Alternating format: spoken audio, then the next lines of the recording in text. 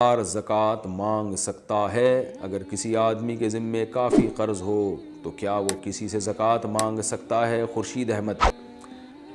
دیکھیے، زکوٰۃ کا کوئی بھی مستحق ہو، اور مستحق کہتے ہیں جس کے پاس سونا، چاندی، مال تجارت اور کیش رقم اور ضرورت سے زیادہ سامان، یہ 5 چیزیں 52.5 تولے چاندی سے زیادہ نہ ہو۔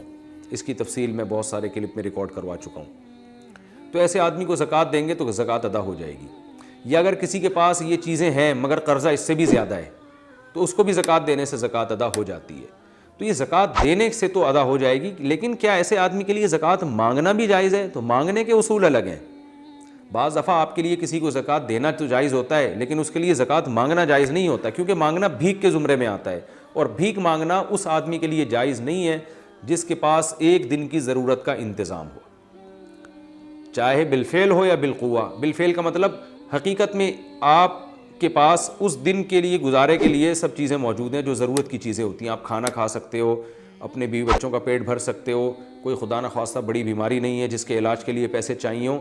تو یہ جب آپ کے پاس ایک دن کی ضرورت کی چیزیں موجود ہیں تو پھر کل کے لیے آپ بھیک نہیں مانگ سکتے لوگوں سے، چاہے وہ زکوٰۃ ہو یا کچھ بھی ہو۔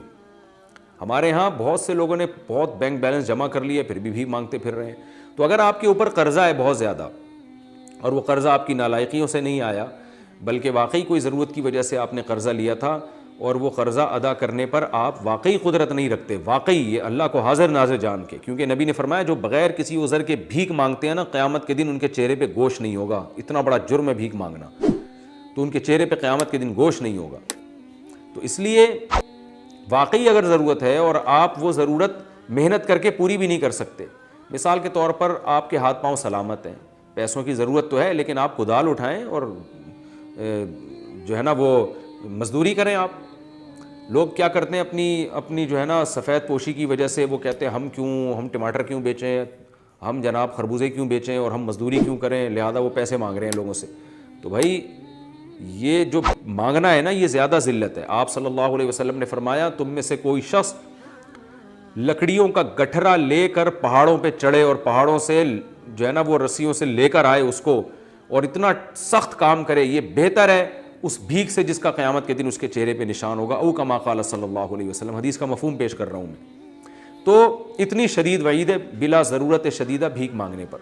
تو اس لیے زکوٰۃ مانگنے کے اصول یہ نہیں ہے کہ اگر آپ مستحق ہیں تو مانگنا شروع کر دیں۔ اگر آپ کے پاس بیسک ضرورتیں آپ کی پوری ہو رہی ہیں تو آپ نہیں مانگ سکتے۔